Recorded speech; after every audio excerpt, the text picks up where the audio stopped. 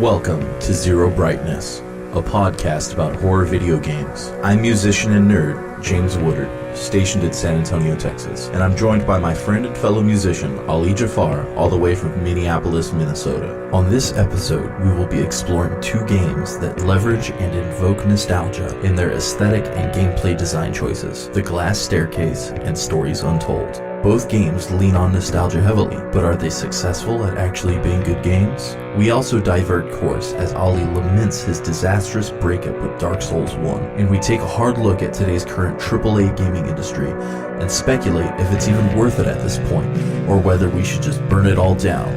Because we're both musicians, which means we both might be stupid, but hey, maybe that's what the title means. You do not know, and there's only one way for you, the listener, to find out. Zero Brightness.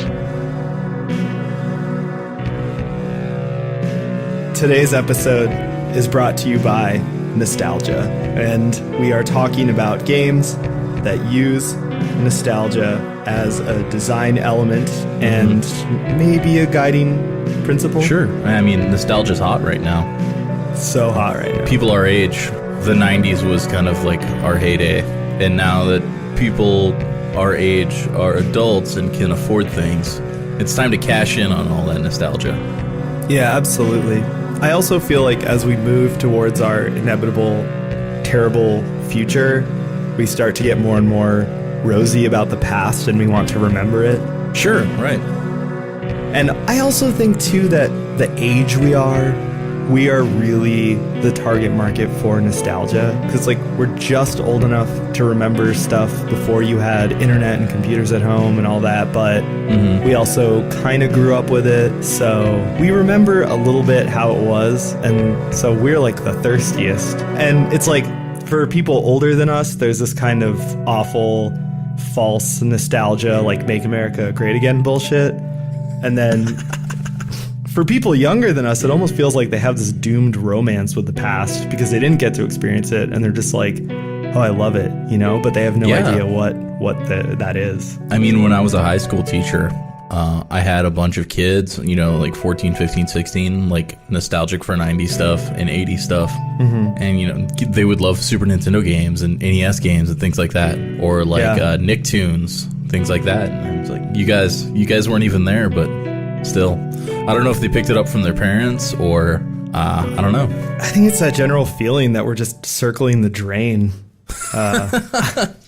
So, like, one of my favorite manga ever is Phoenix by Osamu Tezuka, and Phoenix is a really long series of novels, but there's one that's just called The Future, and I talk about this all the time. I'm sure if, like, any of my friends are listening to this, they're like, oh my god, shut the fuck up. But there's this panel in that comic where he's describing a future Earth society. Basically, the environment's ravaged. People live underground in these big complexes that look like malls, right? Yeah. And, like, life, it takes so much to support life that everyone basically just, like, you know, doesn't have to work or do anything. They just live in these underground tunnels. Like, their life is just supported by their ecosystem. And because of that, people develop all these weird leisure habits. And one of them is just kind of cosplay, but cosplay of historical past. And so there's this great shot of an escalator just full of people all dressed as different eras in time. And I love it because it's just, that's exactly what it is it's just this kind of cosplay of the past because the future you live in or the present you live in is fucking terrible. I feel like I've watched this before. Man, it's such a great manga. I recommend it, but I just love that story because it's all these just oblivious people who are about to experience, like, the end of their society, and they don't know and they can't do anything, so they just dress up, you know? Yeah, me and Lacey watched this, the anime. It's called Phoenix 2772. Yeah, I didn't know that was an anime. Fuck. Yeah, we watched it and it was psychedelic as fuck. Like, oh yeah. Once they actually meet the Phoenix, it gets, like, super trippy. Yeah. Ooh, I want to see that. I didn't know it was a thing. God damn. Fuck. I'll tape it for you. Yeah, man. Yeah, dub it. Yeah, well, when you were talking about it being sort of post-apocalyptic and people sort of cosplaying as old things, that kind of reminded me of that film, A Boy and His Dog. Have you seen that? Oh, yeah. When there's like the subterranean people that dress up as like old-timey Southerners, like Dixie Southerners. Yeah. Yeah. Totally. Well, and it's even in Near Automata, there's all these societies of robots that cosplay as cultists or medieval people or That's whatever. right. Yeah. Yeah. Or the peace-loving jungle tribe. Right. Exactly. So I think it's a common trope because it's a real human behavior. I don't think it's an artistic invention. It's a behavior. Yeah, I guess so. But, the 90s does have its own aesthetic. I mean, Yeah. VHS, 4:3 aspect ratio. Yeah, the 80s and 90s definitely have their own, like, strong aesthetics. I guess every decade or era does, but something about that resonates with people now. Maybe things are too pretty and digital. I always think of how bad streaming looks and how much I would rather have like analog video noise than streaming like color banding problems and things like that. Absolutely. And I mean, I think that modernity is just ugly. Like, Here's my take on it. I live in Minneapolis. Minneapolis is a city that is notorious for not preserving its own history. It bulldozes the past and then it builds fucking hideous buildings. I mean... It's a squat, ugly city. It has no cool architecture. And it's all because, like, we destroyed this ornate architecture of the past and then we replaced it with functional, shitty-looking buildings. Like, I think people sometimes imagine modernity or even futurism, and it's like this sort of beautiful, minimalist type of thing. Mm-hmm. And when you actually see it in practice and all of the, practical considerations are taken into account, it's not pretty, and it's not aesthetically pleasing. The gentrification lofts that are popping up all over America are like the perfect example of that. Mm-hmm. Like no matter what city you're in, like Austin is just like filled with gentrification lofts now. But other cities like Louisville and even San Antonio, we're seeing like a huge influx. Where there used to be like an artist community is now just like, it used to be warehouses full of artists and now they were bulldozed. Now they have all these like disgusting like futurist kind of like concrete lofts for people that probably didn't even live in the city 5 years ago. Oh yeah. And it's funny because like we have that too, like you said, everyone does, but Minneapolis was on the cutting edge of that architectural style. And so I've just always had that view of it. I think to give a video game example, I think people thought like a futuristic UI would be like something out of Minority Report. And instead we got like the same UI that's in every EA game that looks like shit, Right. Yeah. Or just, like bold-faced Helvetica. Right. From every European game. Exactly. Which is fine. I like Helvetica. It's fine, but like, what is it really doing for you, Before we get too deep into this, I did want to discuss something related to our podcast in general, which is that I have some patch notes. So I just wanted to kind of go through a couple things we talked about in the past and update people on them. Oh, yeah. Yeah, I have one too. Okay, so first and foremost, episodes 2 and 3 both actually got patched. I realized that SoundCloud lets you replace files, and so I've been abusing that. So dope. Episode 2 had just some weird bad edits that I fixed, but episode 3, on the other hand, was a mess because James and I talked about it and realized that we were both just under a lot of stress and not really at our best. True. So I made some general edits, and there was a part where the audio dropped out that I fixed. However, there was one stylistic edit, which is this incredibly long section about me talking about how I wanted to have sex with Mads Mikkelsen. It was just way too long. And Wait, then you took that out? How dare you? I shortened it. You censored yourself. Here's the best part. I tried to shorten it, and I fucked up the first edit and actually accidentally made it longer somehow. And then I had to go back and do another edit, which was fine because there was other stuff I wanted to fix too. So it was all fine. But I just want people to know that if you went back and you thought, wasn't this section about Ali wanting to intimately know Mads Mikkelsen longer? Yes, it did used to be longer, and I changed it. Nice. Other note, there was one listener who commented on our SoundCloud that we should try Resident Evil 7 in VR before we shit all over it. And he said it very nicely. I want to say that. It wasn't flippant like that. And he seems cool. And I wanted to say, yes, I am going to try very hard to figure out how to do that. So if any of my friends are listening and you have some sort of VR setup that I don't know about, hit me up. Also, I found out that you can play Alien Isolation in VR, which is kind of bonkers. I want to try that too. So at some point, I'm going to try VR to you, listener. I don't have a PlayStation 4, so it's never going to happen. Yeah, I don't have anything at home, but I got to know somebody, I figure. Yeah, at least, you kick the tires, give it a spin, Yeah, that's all I want to do. And my last note is that in episode 2, I forgot that James was discussing a black metal band called Umgla that he was scared we're racist. Hey, James, want to give us an update? Yeah, that's what I was going to bring up. Turns out they're fucking racist. And that's been Patch Notes. Thank you very much. Yeah, that's all we need to give on that. Fuck that shit. Listen to not racist bands instead. Yeah. It's real easy to not listen to racist bands. Yeah, I don't think I listen to any racist bands. You know what the fucked up thing is? Dude, I bought 3 of their LPs from fucking Poland. They come in 2 weeks later, they're outed as neo-Nazis. Man, I don't want to listen to Nazis. I don't want to give plays or money or anything to fucking Nazis. Right. I want to kill them. I want to go back to Indiana Jones shit, man. Let's fucking kill them, dude. Yeah, like Wolfenstein. I mean, killing Nazis used to be a thing, right? Yeah, kill them all, dude. Nazis weren't even people until 2016. You know what I mean? They're not people. This has always been my position on this has always been very simple and very clear, which is that when you dehumanize other people, you dehumanize yourself. If you support dehumanizing other people, I no longer have to view you as human, and I can root for you to get fucking blasted in the face. Yeah, I mean, I'm down for that. Right? Fuck you guys. Yeah. Fuck all of you. Fuck white supremacists. Fuck the KKK. Fuck the Nazis. Fuck all you people. Fuck them. That's all. It's not your drunk uncle anymore. That's... Well, I don't know what your uncle's like, but... Yeah, I mean, they weren't like that. The proverbial racist white uncle is what I'm talking about. Yeah.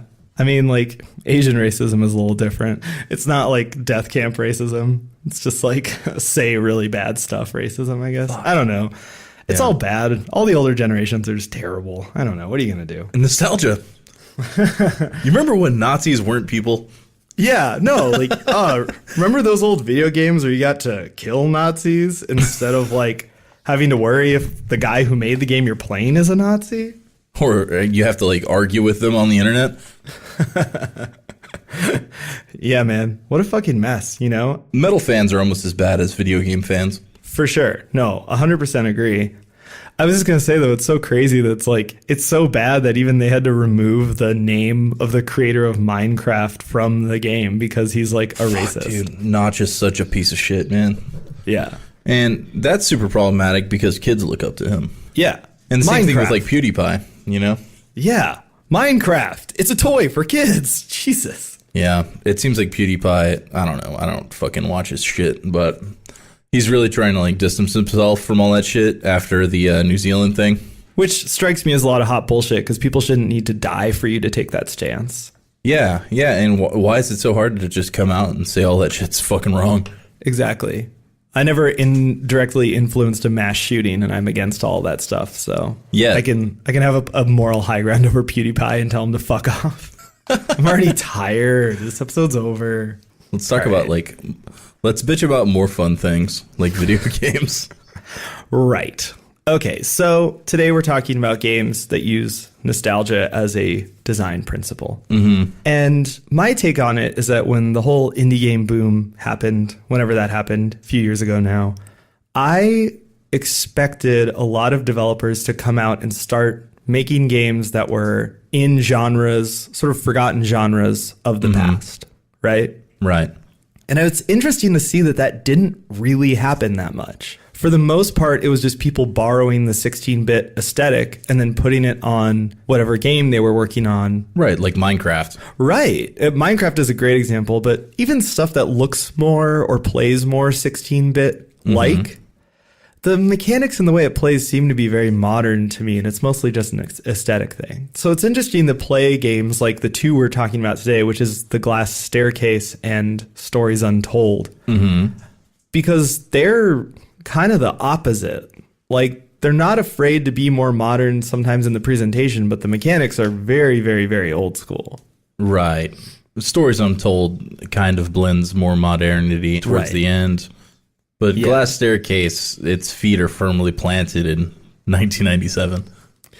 Right. And, you know, before these two games, which are both pretty recent, I mean, Glass Staircase is new still. Stories Untold came out in February 2017. Right. So before that, there were a couple games that did something similar. One of them being Dread Out, which was a 2014 survival horror game. It's an Indonesian developed game, which is kind of interesting. Oh, really? Yeah, and it's specifically meant to be like a PlayStation 2 survival horror game. I just found a video of PewDiePie playing it. Oh, God damn it. Anyway, that game is really good, and I really love what they did with it because it does really play like a PS2 game, but it's a little more modern. I'd say it's more like an early 360 game, something like Condemned, you know? That does look really cool. We might have to put that on the rodeo list. I think it is. I think I put it on there. Oh, cool. I played it not that long ago. I just played it like a couple years ago. That game was really cool, and I liked that game because it was really faithful to the genre and obviously made by people who really loved games like Silent Hill 3 and Resident Evil 4, you know?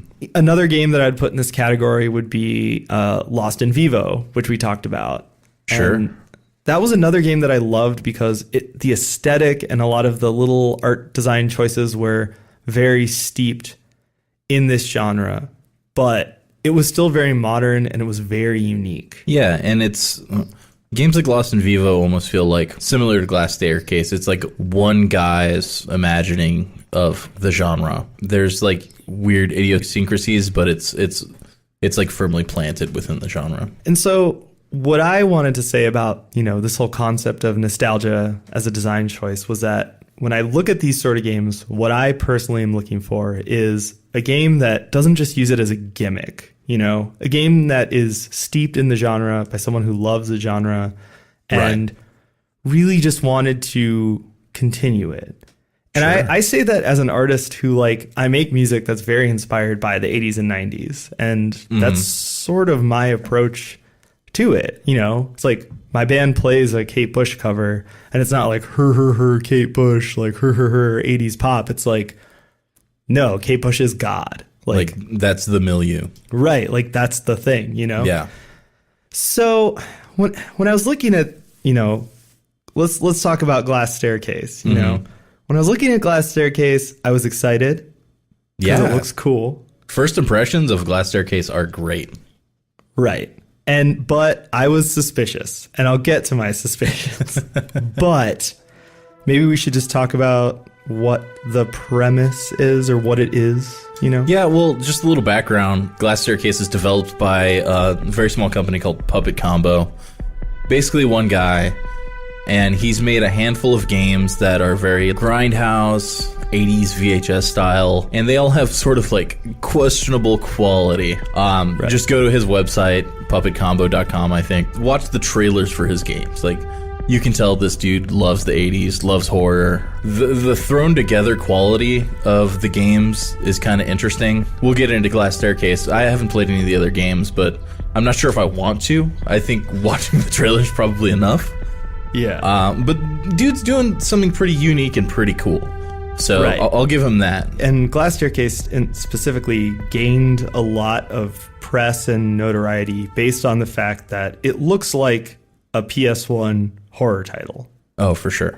Yeah. Like, when you look at the screenshots and all the articles and the press it was getting, it looks like a PS1 horror title, but it mixes in a big dose of Italian horror, specifically the director Lucio Fulci. Absolutely. I think for people like us, that's just like fucking catnip, you know? Yeah, I got a heavy dose of like Argento's Phenomenon also. Well, and Suspiria too, with the sort of, you know. Female teenage protagonists. Yeah. But I had a couple hangups going into this game, right? So number one is that in the official description, which is parroted in a lot of the press it was getting, it says it's designed to be like a PS2 horror title, which kind of tripped my, you know, bullshit detector, because I was like, well, no, this looks like a PS1 game. Like, PS2 horror was a really specific thing, and I thought to Dread Out, right, where it's a little slicker, it's a little more put together.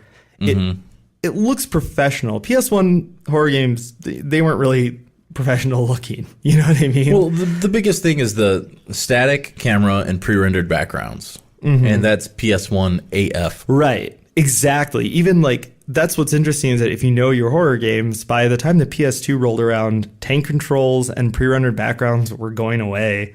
I mean, the only game I can think of on the PS2 that has both of those things is Onimusha, and that's even more of an action title, really, like a strategic action title. So when I saw that, I was a little bit like, oh, that's kind of weird. Then the second thing is, so the game has a really distinct look, and all the press photos and everything have this very jaggy PS1 looking graphics, you know, immediately recognizable if you ever have played the original PlayStation. Sure. Right?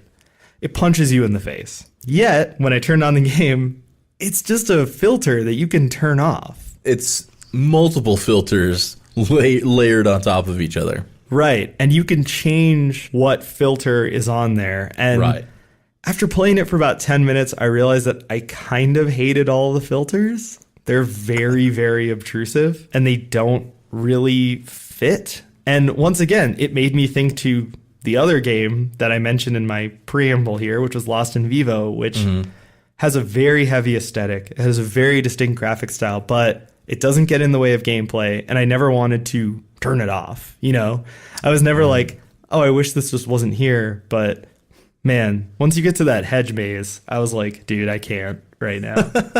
Well, I did stick with one of the filters. I think I stuck with, there's one called either like PS1 or Retro or something like that. Survival horror, which still, like, it turns off all anti-aliasing, so you get like really jaggy diagonals, things like that.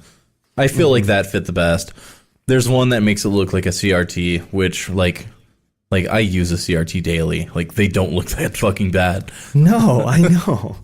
Well, it was funny because once again, here's a little bit of insight into where I was at when I played this game. The day that I played this game, the night before, I had finished editing a video for work. And in that video, we had a B camera that we ended up putting this filter on, like, hard encoding it to the video, so I couldn't take it off, right? And it was like a VHS glitch filter. And so I'm editing the video, and I was like, God, you know, this filter is cool, but it's just so much. It's so fucking extra, and you can't turn it down because it was just out of a shitty app. I was like so annoyed, and I was just like, God, I wish I could just fucking turn down this filter. But I edited the video. It's fine. It looks great. Blah, blah, blah. But when I went and booted up this game, I had the same feeling where I was like, this filter is cool, but like, can I fucking turn it down? Like, it's so hardcore. Once I know that it's just a filter in my mind, it's just like, I want a slider. Like, you know what I mean? Once you know that it's not actually the game's graphical style, and the game's graphical style is kind of just like a bland, low poly Unity game, you're just like, you know? Drives me nuts. I can't fault it too much for being a bland, low poly Unity game because it's one guy. It's not a whole team. And when you put it in that context, it's still like quite the achievement to like release something like that as a very small team. But everything you're saying is indicative of a big picture problem with this game, which is clearly style over substance. Right. The gameplay, it tries to recreate the PS1 era to a fault. The controls are just painfully bad. You can switch between tank and modern control versions, and they're both pretty awful. I actually switched back to tank controls after trying the modern controls because I hated them so much. Yeah, I played with tank too. Yeah. Did you use a controller or keyboard and mouse? Controller.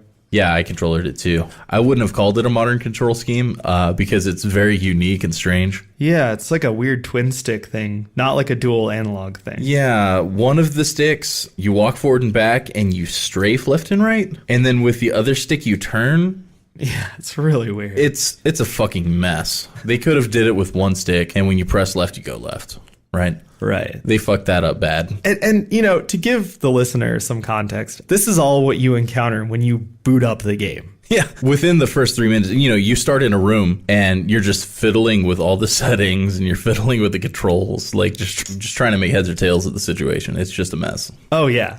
No, for sure. Before, you know, we get too deep into just kvetching, maybe it's time to talk about what is the setup, you know, what is the game? Right. Well, the setup's pretty cool. You start the story. There's a handful of girls living in a mansion together. They're all wearing the same clothes. At the beginning of the game, you wake up and a PA is speaking to you, or speaking to all the girls, reminding you to like take your pills. And then that's really the only communication you have with anyone else in the mansion the entire game. Right. Is the strange Wizard of Oz voice speaking through the PA. Right. The voice gives specific girls specific tasks per day with the promise of them being able to go home to their families if they do well. And so you start the game as one young girl, you get a task and you try to complete it. It abruptly ends within, 10 minutes. And then you start another one and another one. And so that's kind of the first half of the game. Is this atmospheric, weird, disjointed story. You're living through this experience, but you're also trying to figure out what's going on and why it's happening. You're in this big mansion that's sort of confusing. You don't get a map, which I think is cool. Really? That bothered the piss out of me. I thought it was kind of cool because you actually had to piece together where stuff was and figure it out. And there are some old like PS1 horror games that would kind of do that, So I was sort of like, well, okay, points if you're doing the pre-Silent Hill 2 map. Well, right? there are a ton of locked doors everywhere, and I got lost constantly in the first half of the game, just trying locked door after locked door. But, that's about the first half of the game, first 2/3. There's no combat. No. Yeah, no combat, just exploration, very light inventory management. It kind of felt like the first Alone in the Dark game on PC. Oh, very, very heavy Alone in the Dark vibes. More adventure gamey than survival horror-y, but I really feel like that's the best part of the game. Right. And I mean, I would argue the best part of the game is that little hedge maze, which the game has kind of a hedge maze sequence outside. It's foggy, really cool, unnerving music. It's clearly a callback to the first Alone in the Dark with the hedge maze. Yeah. That was cool. The abrupt endings to the little, like story vignettes are really cool. Yeah. The end of that one is really cool because it's kind of a scare, but it's not a jump scare. Yeah. The first one ends with a really cheap, blown out jump scare. Yeah. Like I had my speakers on pretty loud. And it didn't scare me. It just pissed me off because it was like so crunchy and loud. And I was like, God, fuck you, dude. It was not cool. And also you sort of get the feel of how the game handles storytelling during this part of the game, which is partially you're finding short, succinct notes and getting these broadcasts over the PA. But you're also finding these very long journal entries. And those sort of immediately started to get under my skin. And it's something that continues throughout the game. There are a lot of very long journal entries. They're not copy edited and they are not broken into paragraphs. Usually in a survival horror game, you'd get a journal entry in a specific place that would make sense, maybe on a nightstand or something. 4 or 5 pages long, short, to the point. You learn something new. Right. Now, with the glass staircase, you'll come across like a 12-page book in just a really random place where it doesn't really make sense in terms of atmospheric storytelling. Right. And that's like the only narrative vehicle, really, to the game. And it's not good writing. It's not well written. It's just not good. It gets a little bit of a pass because in 94, 95, 96, those games weren't being translated very well from Japan. So we do get Right. like really wooden dialogue in games like that. I mean, Jill Sandwich, but Right. So it does get a bit of a pass, but the copy editing is a little bit unforgivable. I mean, I know it can be patched, but there's some crazy typos. Right. I think for me, the thing that bothered me the most was that this choice was made almost as if the developer was thinking, this is good. We're going to make people read all this because it's good. And it's not good. Why would that be the choice you make to deliver the story? It's very bad. And it's boring, and it made me uncomfortable because there's so many typos. And it's just such a bummer. And the thing, too, is that, like you said, this is sort of the only story development you get in the game. Right. And it's really predictable and not great. Like, if Sure. you're going into this game thinking there's this hook, interesting central mystery, I want to figure out what's going on, it doesn't happen. I kept wanting it to happen. Right. Partially because the game just doesn't tell you shit, which I'm in support of, Sure. but also because you just get all this kind of unremarkable text pointing towards this sort of Lovecraftian horror conspiracy. And just, I'm not interested. It was not good, in my opinion. Well, do we want to talk a little bit about the story that unravels through the glass bookcase, as you call it? Yeah, that was my sick fucking burn. The glass bookcase, because it keeps making me fucking read, dude. Reading sucks. I got Chinese sci-fi novels for that. Don't put reading in my video game. Gamers rise up. Picture books are the way of the future.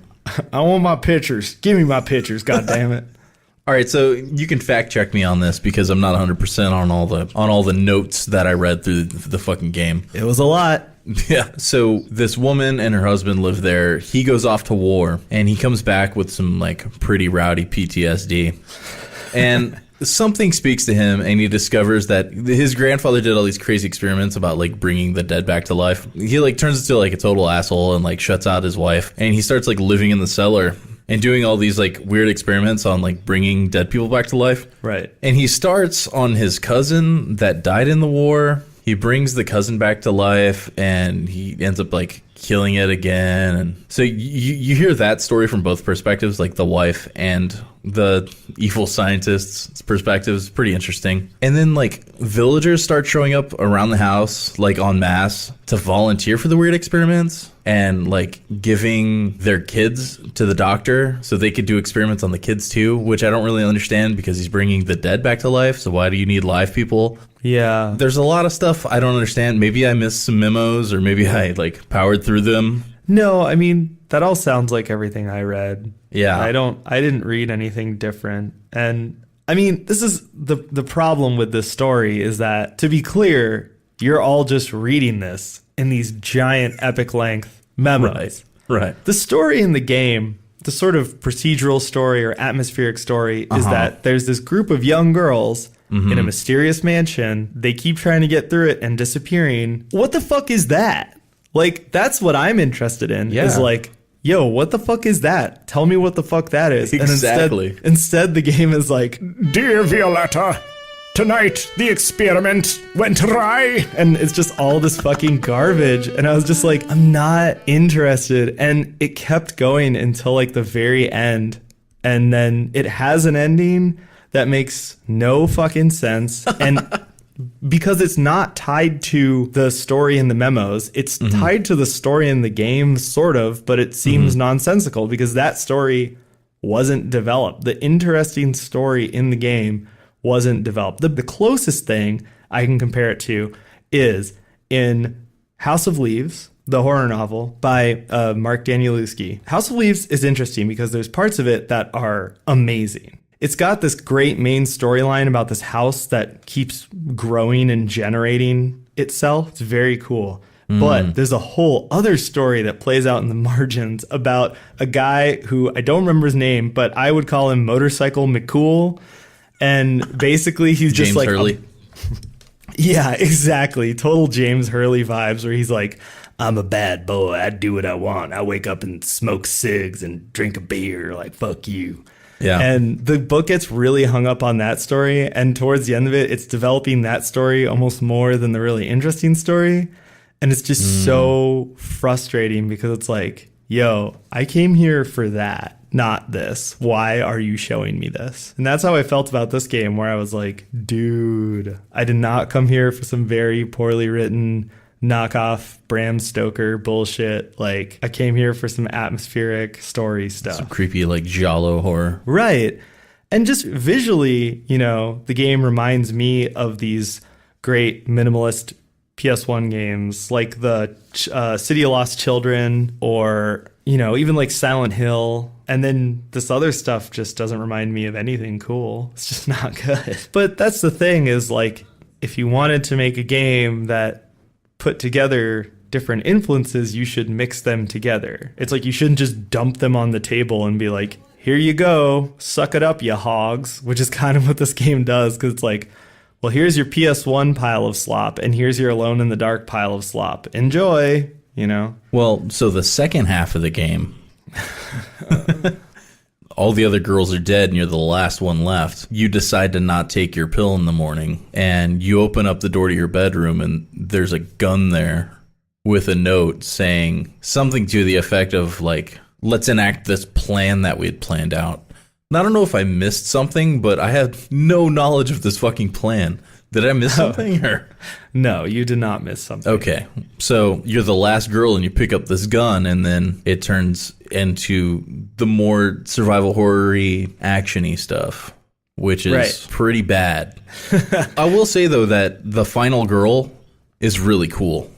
You're like... Yeah. You're probably like a 15-year-old black girl with a giant rifle that's like the size of her. And like visually, that's just like the coolest thing ever. Because once you start like fighting, like your dress gets all bloody and shit. So you're running around with a rifle all bloody. It's a pretty cool visual. I'll give it that. Which, I mean, that's kind of the whole game. Has these really great visuals, you know, this really cool design. But I mean, in order to get to the point where your dress is bloody, you have to fight things. And that's about as fun as actually fighting people in real life. It's not fun. I'd rather take a cheese grater to my scrotum than to play the action sequences in this game again. Yeah. So as previously mentioned, the controls are fucking horrible. And I guess the way you approach combat for me was to approach enemy, die, and then try again, and basically just arm weapon and pray. You get an aiming reticule, which sort of tricked me into thinking it was going to be intuitive, but it doesn't. It's a stunt. It doesn't do shit. Right, and then there's auto aim, but it also fucking sucks. It's literally like the worst of all worlds when it comes to like survival horror style combat. And to make it worse, the bad guys are kind of fast too, and the camera is tightly cropped in a lot of places, so you can't see what the fuck you're aiming at. You're way too close to the camera. It's just a shit show. And this is where all of my suspicions and conspiracies and fears just all came true. Because, all right, you know, there's one game that I didn't mention earlier, which is called Back in 1995. Have you played this game? No, not even heard of it. It's terrible. It's fucking awful. And it's basically supposed to be like a survival horror game that could have come out in 1995, but it's really janky. It sucks. It's very jokey. The whole thing is like, oh, herf derf. Like, remember these games? They were so dumb. When I was playing this game, I didn't get that vibe from it. Like, it was making fun of survival horror games, but it also was like, it was intentionally playing up all the things about survival horror games that sucked. And when I tried to think about real games that controlled this poorly and had combat this bad, I could really only think of a couple. And they absolutely would not be games that you would hold up and be like, yes, survival horror. They're oddities, right? The only game that frustrated me this bad in this genre was Rule of Rose, which is a game that is maybe about 5 hours long, and it took me a month to beat. And it's simply because I got to one boss in the game. It's a very frustrating game, and I got to one boss that I was convinced was unbeatable, so I didn't play it for an entire month. I played all of it in one day, except for the last hour. I didn't play it for a month, and I went back and I beat the final hour. It's that level of frustration. And once again, Rule of Rose has a great story, beautiful art design. It's a really gorgeous game. It has all these hooks to keep you going, and the frustration is just sad. Like, I wish someone would just fix that game and put it out again, because it's almost a classic, you know? Yeah, and I mean, it's probably more popular now than it was when it released because of YouTubers. Oh, for sure. It's probably ripe for a Steam re-release. Oh, yeah, totally. And it's just interesting to me that, like, I've played some old school survival horror games again recently. And yes, the fixed cameras are frustrating. Yes, the controls are frustrating. But those games are really well made and they were well designed. And ultimately, if you know the genre and you're used to it, they're playable. This is not like that at all. Yeah, I rage quit twice playing The Glass Staircase. Yeah. And the worst things came out of my mouth. And I scared my dog and my girlfriend. I would say the only reason that I actually beat this game was that I was going through a breakup with Dark Souls. And so I was like so just in the like hole of being frustrated by games that I was like, no, you are not going to do this to me. I'm going to do this to you. And yeah, I bashed my head against it until I beat it. The major frustration is the lack of checkpoints.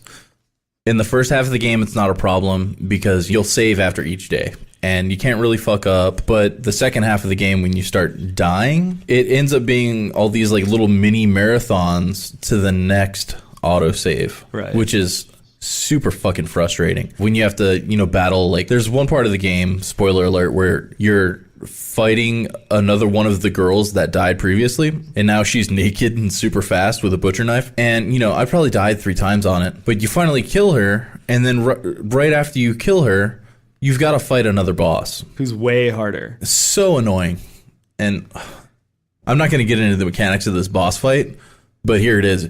You circle around, shoot him, and then circle around and shoot him 40 fucking times until he dies. And just hoping that the tank controls don't steer you into something that you get stuck on. God, it was ultimately frustrating experience. You know what was actually the most frustrating part about that? Was that I didn't know you had a reload button. Oh, fuck. So the first 2 times I fought him, I was like, I don't know what I'm supposed to do. I only have 5 bullets. He takes more than 5 bullets. And then I figured out there's a fucking reload button, and I was furious. I mean, pain. This is what I mean. And this is not even to mention the final section of the game is like basically a chase sequence where you have to run through like a fuck ton of enemies and they can kill you really easily. And you basically just have to luck out, which is what I did because a lot of the area is obscured by fire and camera angles. I think there's random placement of bad guys too. Yeah. So sometimes they're blocking the hallway and sometimes they're not.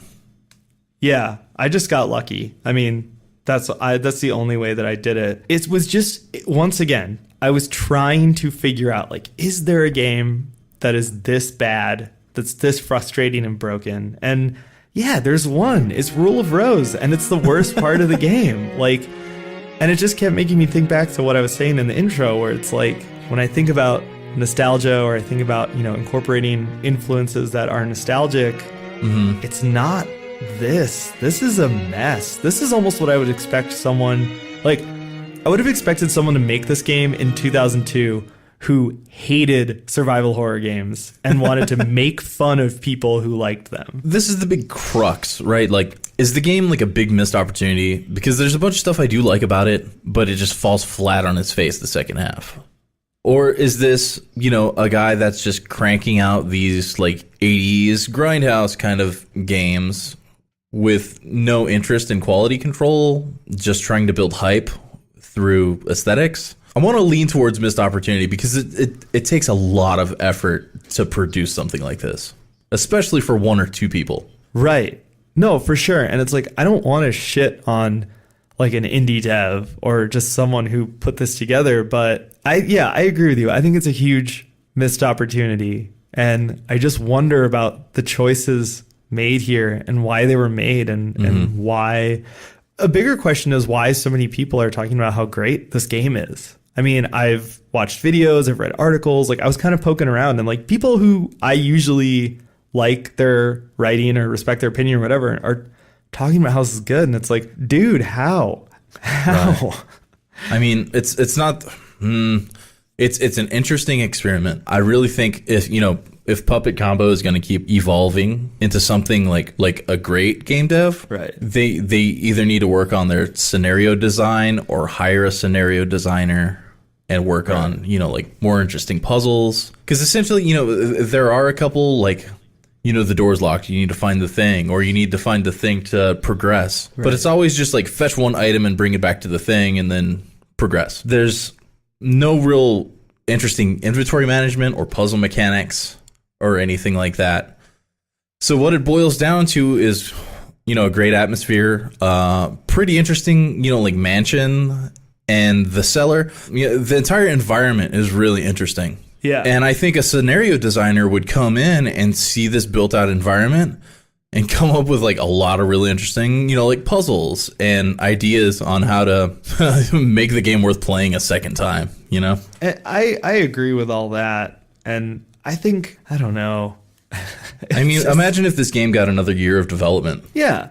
Oh, for sure. No, I agree with that. But I also just wonder about, the basic choices made and the basic premise of the game. And like I said, like if it's in a good faith enough to develop into something good. Because like I think about something like Lost in Vivo or Dread Out, which neither of those got as much exposure as this game is getting now. And it just sort of bums me out because a lot of it comes back to the fact that this genre has always been kind of an underdog. And there's all sorts of examples of it sort of getting a day in the sun and then people just dunking on it because it's not like, solid enough mechanically or whatever. And true. It's always kind of a bummer to me to see something like this because it's like, oh, like you have an opportunity here, like you're getting exposure, but I mean, if people go and try and play this, they're gonna be frustrated, Well, it could also be video games journalism is weird and fickle, and if something catches on one website or on Reddit, it spreads like wildfire. They may have had a really good PR person, and Lost in Vivo didn't. Right. It released in sort of the doldrums of the year in terms of video game releases. We don't see a ton of releases in February, March, April. I think Lost in Vivo came out sometime in like November or something like that, which is just, packed full of like AAA releases and stuff. Right. But you're right. I think Lost in Vivo is a better game by far. And I think it's fair to compare the two also. Super small teams, PS1 nostalgia trip. Yeah. And it's just as frustrating to me because it's like, it's like when a band gets popular and you're just like, no, that sucks. And there's a better thing. Don't listen to that. That sucks. This is the Greta Van Fleet to Resident Evil 1's Led Zeppelin. Oh, yeah, for sure. Yes, I agree. It was just kind of a bummer for me. And I don't know. I guess like part of the reason, that I would want to talk about it on this podcast, I do want to give a dissenting opinion. And if there are people who listen to this and are on the fence, maybe they've been reading about it, it's like, I would say like, fuck it, dude. Don't bother. Watch some YouTuber play it. I don't know. I want Puppet Combo to like move on and evolve and keep doing interesting shit. They have a great aesthetic and they have really interesting ideas. Maybe this game will do well for them. They'll get some capital behind them and they can do great things. That's my hope. Yeah, exactly. I agree with all that. It's very even-handed of you, James. I was sitting here like fuming when I beat the game, and I was literally just trying to think about stuff that I've wasted the same amount of money on because it's very cheap. It's $6. $6, yeah. And so I was like just running through a list of things I had wasted $6 on. I was like, a roll of tape I didn't need, a third beer at a show when I should have just left. And I was just like rolling through this like text crawl of stuff so that I didn't feel as bad about buying the game. I spent more money on this than I did Alien Isolation. Yeah, right?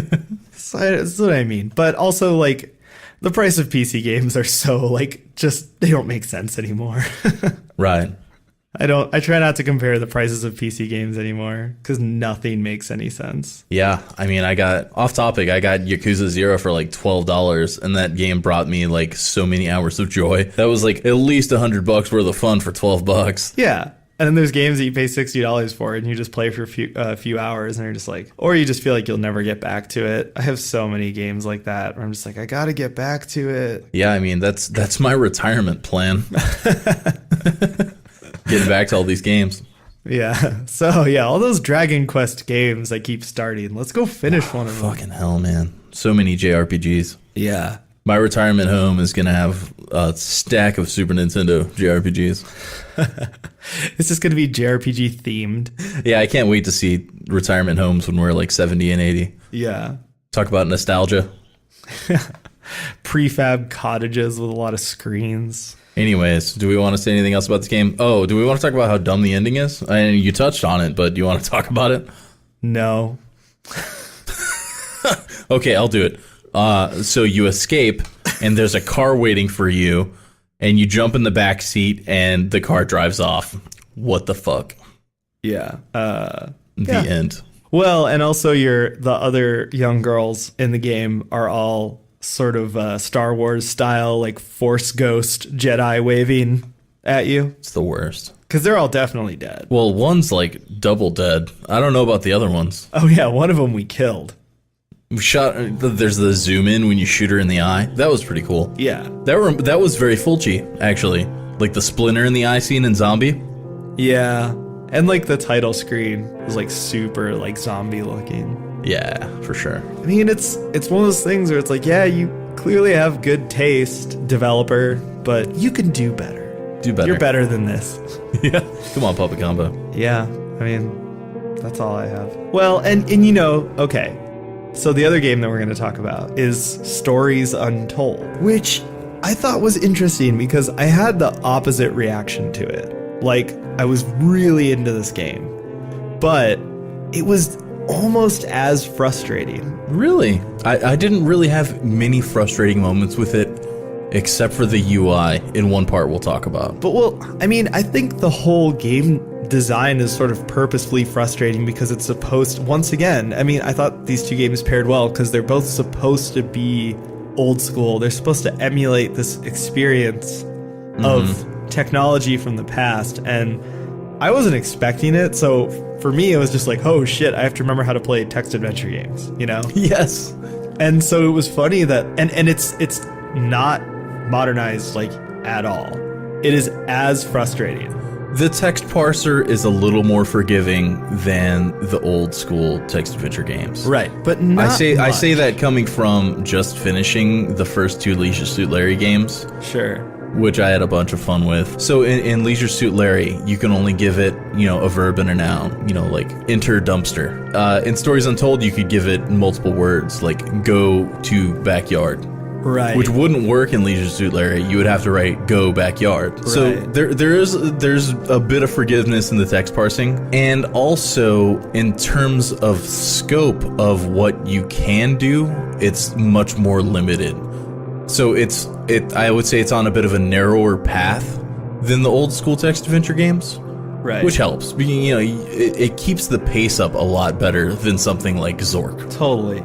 And that was like, yeah, I played a ton of Zork when I was a kid. So that's Zork is fucked because you could I don't know. I was never good at it, so I put a lot of time in it, and then you'd fuck yourself, and then I felt like I would lose for like 3 hours of my life.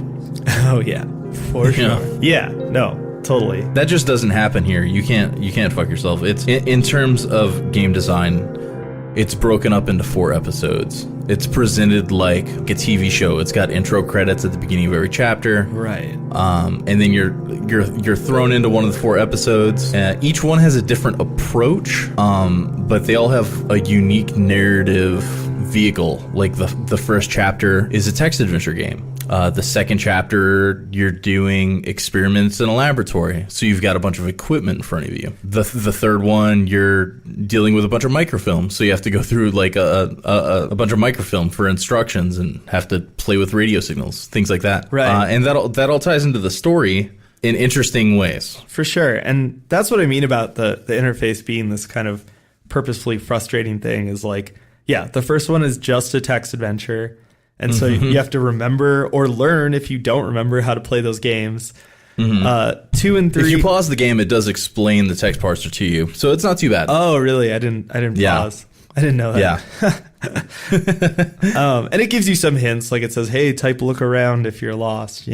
Right. The second, third one involve this sort of like equipment that you have to figure out how to use. The third one actually has like a realistic microfiche machine, which is really funny because, like, once again, these are all things I've actually done in my life. Like, I've actually used a microfiche machine, and I've actually played old text adventures and all stuff. But it was like, fuck, how do you use this again? And like, it's kind of, I guess maybe it was more frustrating for me because I had done these things. So I was like, I should know how to do this. And I was like really bad at it. And I was like, God damn it, I should be better at this. Well, and I assume like someone that has never used one of those machines wouldn't know that there's a focus slider and a zoom slider. So I could see how frustrating that would be to somebody that's never even like seen one of these machines in real life. Right. I was looking for the focus slider at first, but I couldn't see it because the graphics are like kind of dark. And I was like, where's the fucking focus slider? I can't. Am I supposed to look at this blurry? Because like I can't.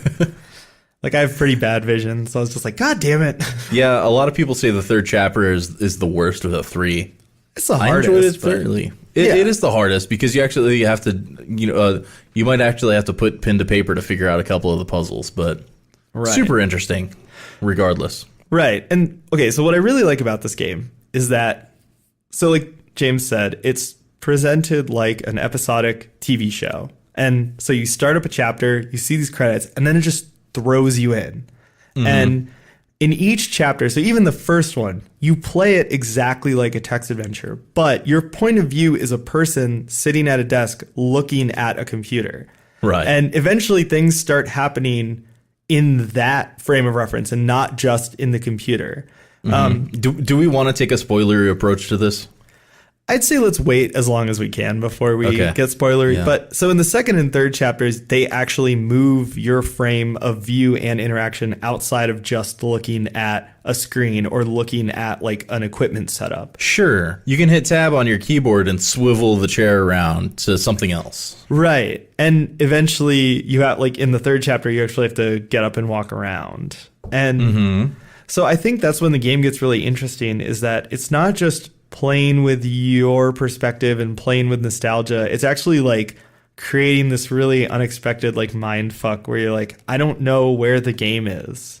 And so even like in the third chapter, when you first like stand up and can walk around, I just was like, well, I guess I'll just go to WASD and see if I can walk. And it's like, oh shit, I can walk. Like that's fucking crazy, you know? And I really liked how, and the way it escalated and the way they set up the perspective, that perspective became a really interesting part of the game that develops over time. And, you know, each scenario also kind of has this same feel to it where it starts as a mundane-ish scenario and then slowly develops and gets more and more messed up. And you're like, oh, by the end, you're like, oh, shit. And the whole game is like that, too. By the end of the game, you're like, oh, no. I kept thinking back to the Twilight Zone of how something kind of like normal and just kind of ho-hum, banal sort of situation would escalate into something kind of, you know, pretty horrifying. Right. And I think that is another way that it plays with nostalgia really well, you know, because when you start each of these chapters, you're like, okay, well, I know what this is, or I know what this is going, or where this is going. And it really subverts your expectations every time. Yeah, absolutely. And then we didn't even talk about the fourth chapter yet.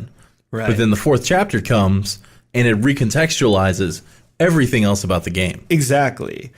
And I think that's why once again, when I contrast this game to Glass Staircase, not in terms of, you know, the technical aspect or how polished it is or blah, blah, blah, because it's just a totally different, you know, type of project. I like the way that they approached nostalgia, because when you first boot it up, so the title sequence you see, it looks like Stranger Things. It's super Stranger Things, yeah. And it's very clearly like playing on that, and it has to assume that the viewer knows that, right? Yeah, well, I mean, the logo looks just like, you know, a Stephen King book cover, you know, just like Stranger Things did. The music is just this kind of generic synth thing that's like not cool, like the Stranger Things theme song. Yeah, Survive definitely did not do the soundtrack to Stories Untold. They could have asked me, I would have did it for real cheap. But yeah. But that's what's cool is then once you actually play the game and you start, you know, even you get just halfway through the first chapter, you're like, okay, this is all misdirection. This is all just playing with me. And it's all just like really, really interesting in that way. And the game almost immediately earned my trust, even though they're, you know, from all appearances, it looks like a cheap gimmick or the nostalgia element, the 80s element does, you know? But it really quickly Right. earns your trust, which I thought was very, very refreshing. Yeah. Well, one thing we didn't mention is that the director of the game was an artist on Alien Isolation. Oh. And I feel like the retro feel in Stories Untold was directly influenced by his experience with Alien Isolation. You know, the retro feeling terminals and keyboards. And, Yeah. you know, we talked about keyboard porn a little bit on Alien Isolation. Yeah. I felt the same amount of keyboard porn from Stories Untold.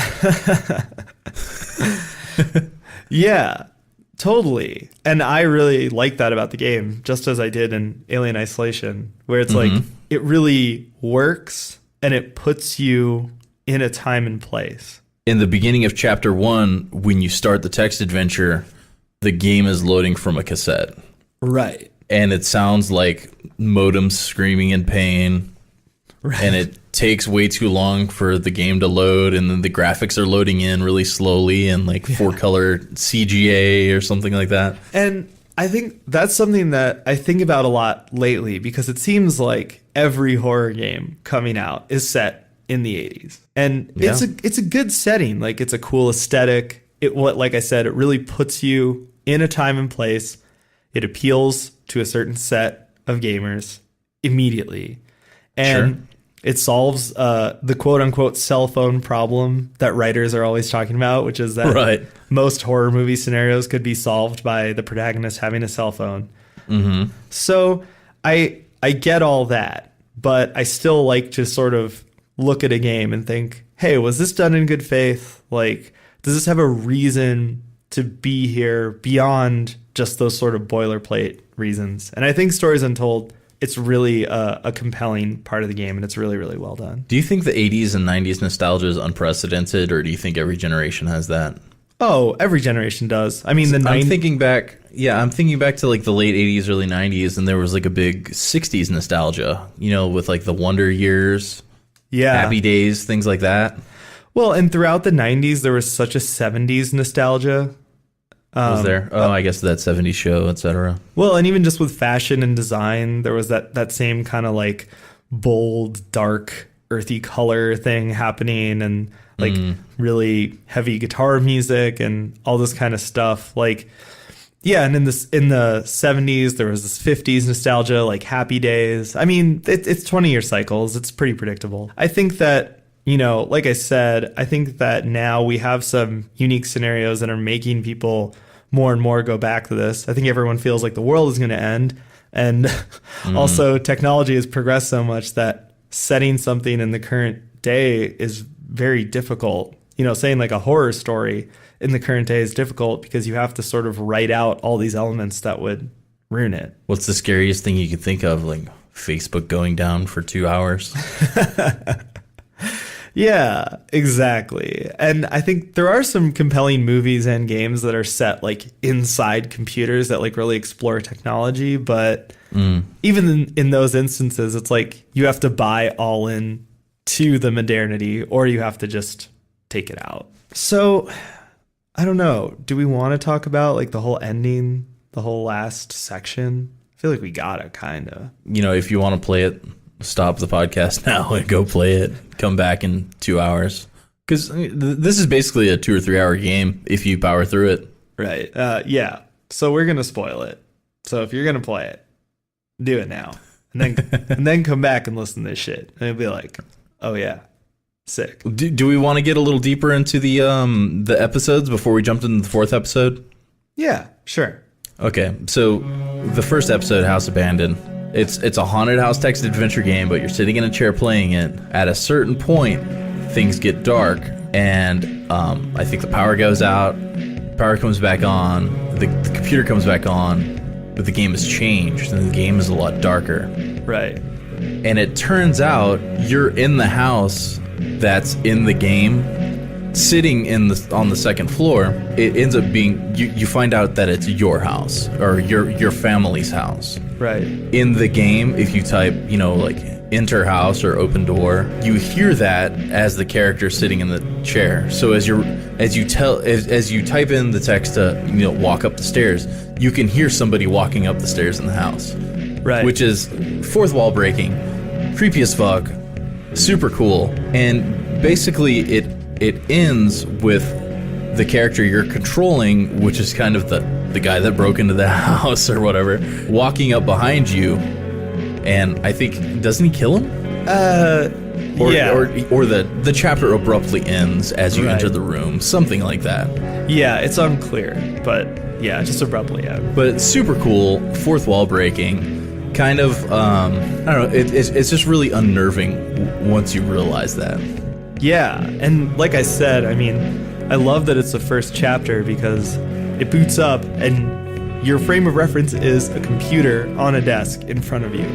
You can look around a little bit, but you can't move. It's clear that you are a person at a desk, but the longer you play the game, the more that sort of fades into the background and you feel like you're just playing text adventure, and then suddenly the game just fucking jars you and is like, no, guess what? There's a whole environment and shit's happening out there, and you still can't move. Fuck you. Right, exactly. And I love Really cool. that aspect. Yeah, super Really cool. Second chapter is called the Lab Conduct, or the Lab Conduct. I don't know, fucking whatever that means. Anyways, you're sitting in a room, getting instructions through like a PA. You've got a stack of equipment in front of you, and to your left, you've got a computer that has instructions on how to operate the equipment. Right. And so, through the PA, some doctors piping in instructions on what to do. There's some sort of artifact locked in like a safe, and you have to run experiments to kind of analyze the artifact. Right. Like you run an X-ray to see it. There's a camera on top. You operate the camera in 3 different wavelengths. You shoot, I believe, like audio signals at it, like a sine wave, square wave, to see if it reacts, things like that. You end up drilling into it, and I believe the safe opens and this artifact comes out, and it's sort of like a spherical, kind of like a mechanical alien life form or something like that. Right. With a big eye on it, and it flashes at you. This alien life form comes out and starts communicating with you psychically if you stare into its eye. Right. And then your character sort of loses their agency and just starts kind of doing what the alien wants. And it kind of slowly becomes clear once again through the PA and some stuff you can see in the background that there are other alien life forms in this complex, that you are accidentally setting up a network for them. Right, you're aiding them to escape. Right. Like, so this alien life form that is clearly above, you know, like, you're definitely like out of your depth here. Yeah. It starts controlling you in a way, and you end up aiding it, you know, whether you like it or not. Super interesting. Yeah, it's super cool. And once again, it seems like it's building on what happened in the previous one, where it's like, well, there's a twist. And this one, it's really subtle, but it's also way scarier. Like, by the end of it, you're just like, oh my god, I think aliens are taking over right now. Yeah, and plus it's just super unnerving to, like, you have to right click or something to like stare inside its eye. Right. And it's just like flashing red and blue at you. Like, pretty sure this game comes with like an epilepsy warning just in case. It does. Sort of hypnotic and fucked up.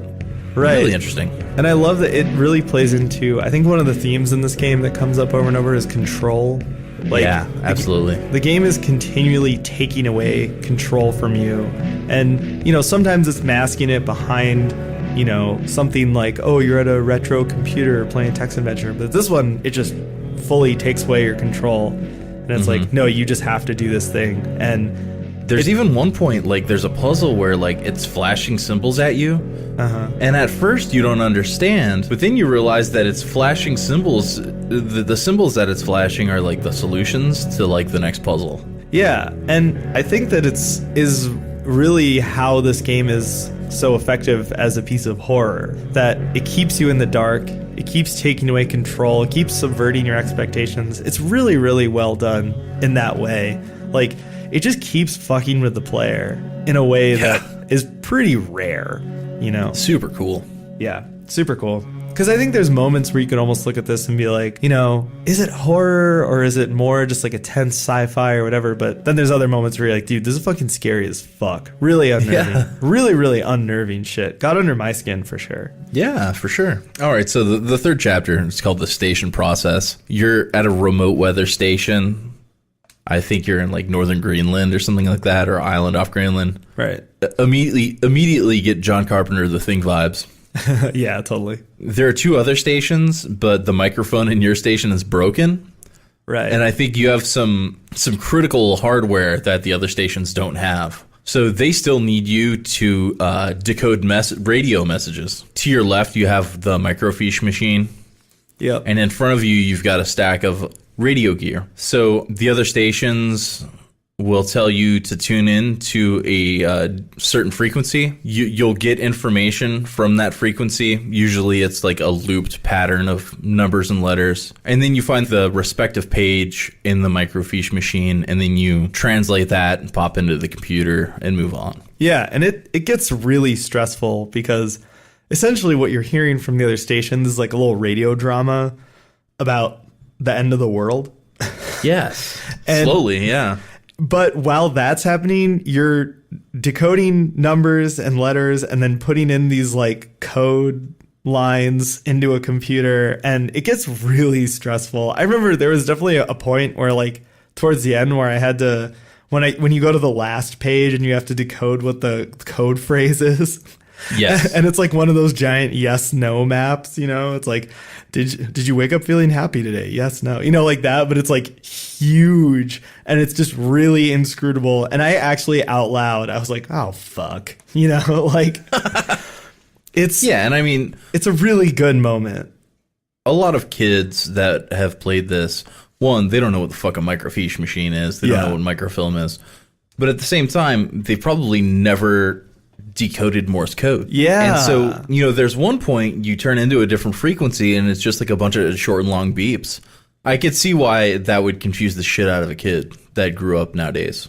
Yeah, totally. I mean, even that took me a second because I was like, man, I don't know when the last time I thought about Morse code was, but right. Here's some Morse code. Like, I think that's another thing about the sort of retro aspect or the nostalgia aspect in this game is that they really committed to it. Like, they put in so much shit and it's really comprehensive where it's like, yeah, dude, you're really in it. Like, it paints a picture for you. Yeah, and each chapter completely subverts your expectations. Right. I mean, like, even with this one, you get into the flow of what you're supposed to do, and it's just getting more and more tense and fucked up, and you don't know how it's going to end, but you do get a feel for the gameplay loop, and then it's like, okay, go outside. It's like, wow, I can stand up and move now? Yeah. What? Which just throwing all your expectations out the window. And even at that, it's like, everyone is like, don't go outside. Don't go outside. You're hearing this blaring sounds and wind and it's fucked up. And you're just like, dude, I do not want to go outside. And it's like, okay, go outside. Yep. Stand up, go outside. And it's super fucked. Every way this game could subvert your expectations, it will. Right. Which is a great segue into the last. Exactly. Which brings us to the last session. So this is, I mean, we already gave a spoiler warning a while back, but this is like the real ass spoiler zone. The gate is dropping on the spoiler zone. The twist to end all twists. Right. So this chapter opens up and you're in a hospital and you are injured in some way. It opens with a shot showing you that the credit sequence that you've been seeing the whole game is actually the credit sequence from a tape that you're just watching over and over in like a lounge of like a recovery room in a hospital. And you get wheeled into a little room where you are having like a recorded therapy session with a doctor. And as the therapy session starts, you get thrown back into snippets of each of the 3 episodes that you already played. However, now they're all set up to slowly reveal clues about who you are and why you ended up in the hospital. So, and it's in reverse order. So first you go to the 3rd chapter and you are doing the same thing. You're decoding, you know, these number station transmissions and all that kind of stuff, except they're slowly revealing the details of a car crash.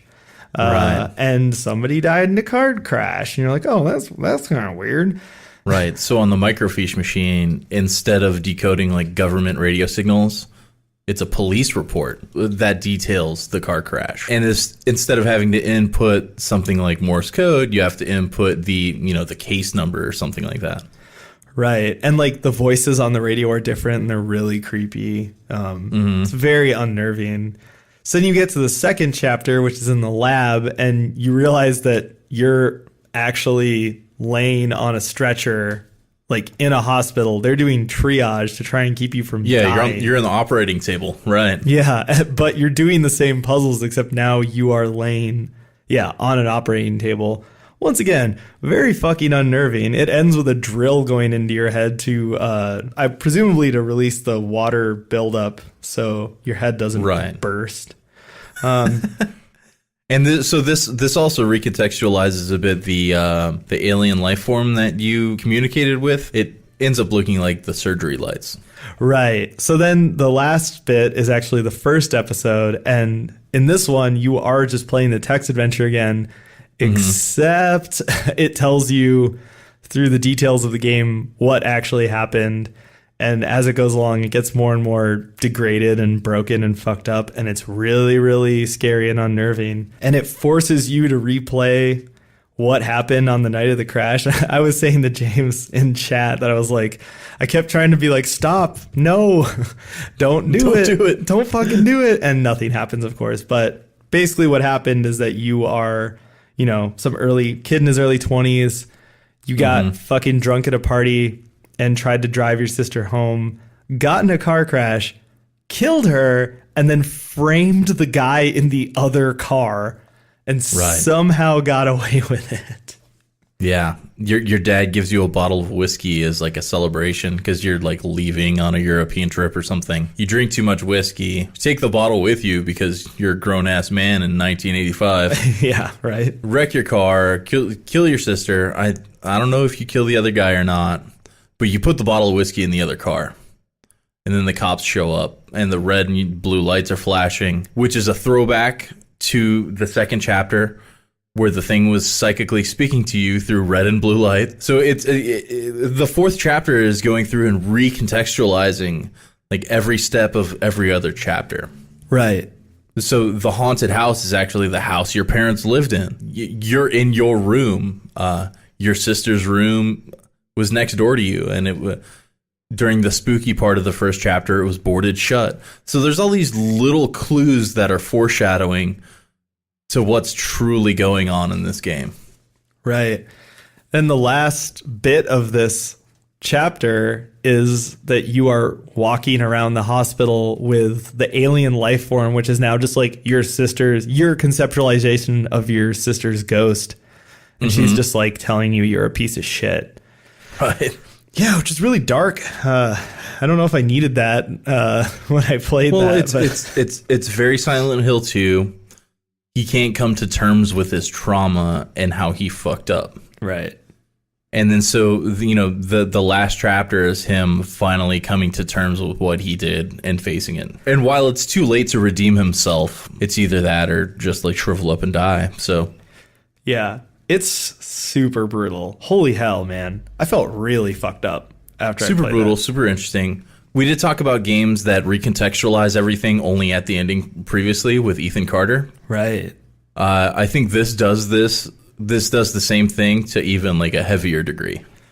Right. Well, kind of like we were saying, I mean, this game subverts expectations so masterfully throughout that it's no surprise that the ending is such a crazy out of nowhere twist. Like, I knew there was a twist at the end, so playing the game, I was kind of like in the back of my mind, like, I wonder what it is, or trying to think of what it could be. And I had a few guesses, and they were fucking not this. Let me say that. Totally. Yeah. Like, I was not ready. But it's great, man. Like, wow, what a fucking story, I gotta say. And it's interesting because I just played another game that we're going to talk about in the future, Devotion. And yes, I loved Devotion. I thought Devotion was such a great family drama, but it doesn't have this kind of just like blunt force I mean, the fucking blunt force of the ending of this game is not to be messed with. It's a real gut punch. Yeah, and I mean, it ends with the text parser, and it makes you type in like things like just acknowledging that you're a piece of shit. And so like you don't want to do that, and you're like you said, you're like literally trying to fight against the text parser, so you make a better choice, And you can't. and you can't because it's already in the past. Yeah. Great stuff. Oh, so brutal. Well, it's just so cool. The way, like you were saying, I mean, the way it's presented, the way that it introduces you to this presentation and then brings it back at the end in a new and twisted way. It's so cool. And I really loved it. And like I said, I think it really earns its presentation and its aesthetic. And Yeah. it was just a really smart design and storytelling choice. Yeah, I mean, my only critique on the game is that it could have had a better theme song. Hit me up, guys. Hit me an ollie up. Yeah, dude. I'll do Throw it. in some Yamaoka core. Oh, dude. I'm always down to make some more Yamaoka core. Yeah, I totally agree. And this game really blew me away, and I love the way it's presented. Yeah. Well, I suggested both of these games, Right. and I'm happy to know that I'm 1 for 2. Well, and Stories Untold was one that you suggested that I had heard of, but I didn't have any plans to play it.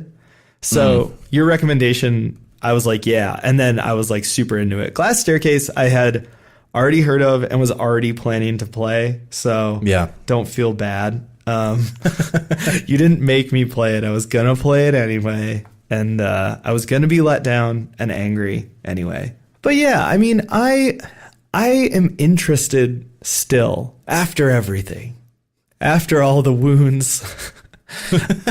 I'm still interested in seeing this grow and develop as a style of making games. I would be lying if I said that I didn't think of this years ago and want it to happen. Like, I was like, man, I hope we get a whole wave of like first gen survival horror games, you know? Like, Yeah, well, let's circle back on this because you were talking earlier about genres that just died off. Survival horrors won. especially what- that early like first wave survival horror, like Yes. super dead. So what other genres that are super dead would you like to see come back? My first thought is car combat.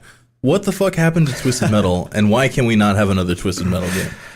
Yeah, or another Vigilante 8. Give me that, dude. I want Vigilante 9, bro. Give it to me. Speaking of 70s nostalgia, Yeah. Interstate 77.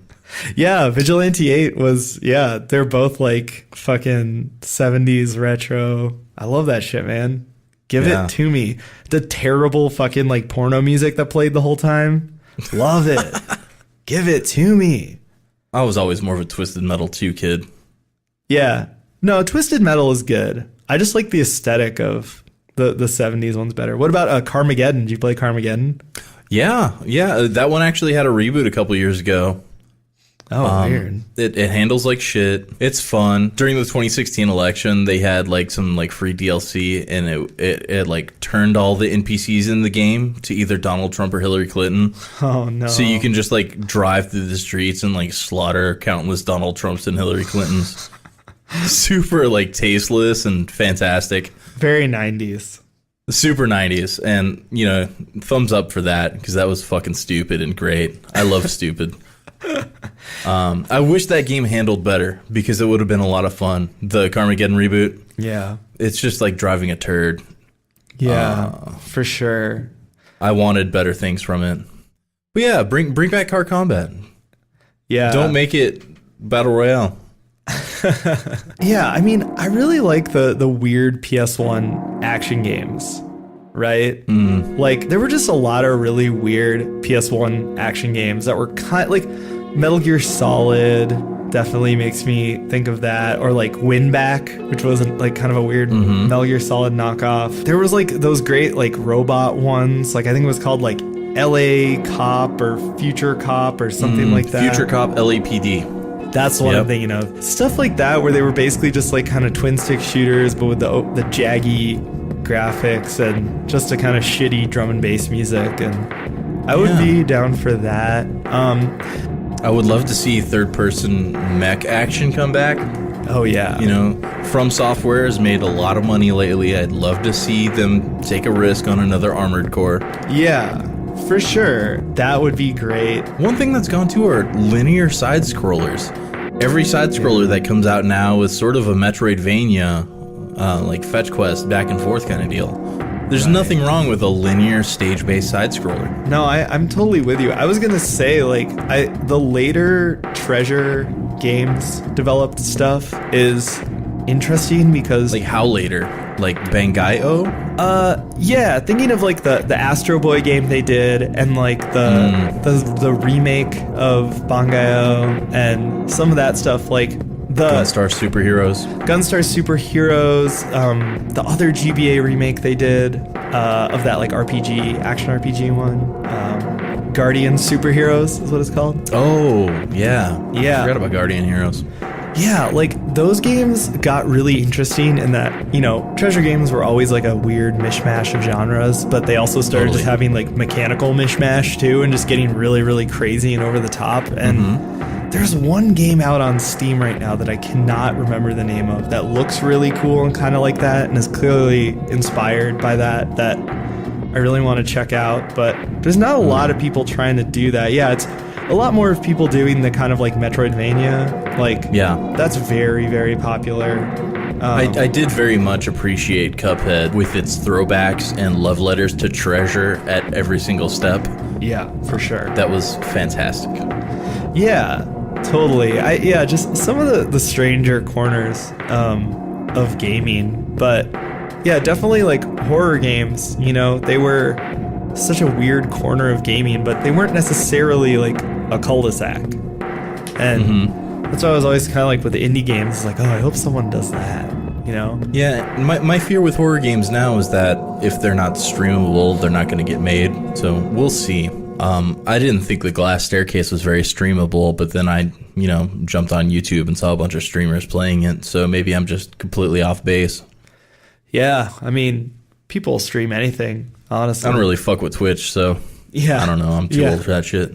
Yeah, I'm not the audience, so I really can't speak to it. I hope that isn't the case. I mean, I think that was more of a thing a few years ago. I think now we're getting more substantial games that don't rely on a central gimmick or something like that, Right. Like, we're getting a lot of cool horror releases, and they're not just like jump scare heavy or anything. If anything, I felt that The Glass Staircase almost veered a little too close to that with like the blown out jump scares and the kind of gimmicky facade and all that kind of stuff. With AAA games coming to like their own self-destruction in the near future, hopefully we'll see a resurgence of the PS1, PS2 era style experimentation with game design. Smaller teams, meaning more focused artistry in games.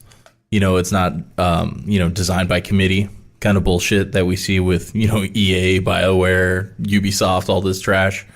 Right. Or maybe, companies like Ubisoft will break into smaller teams like they did with Grow Home and Grow Up, and let the artists kind of do the artist thing and make interesting things and take risks.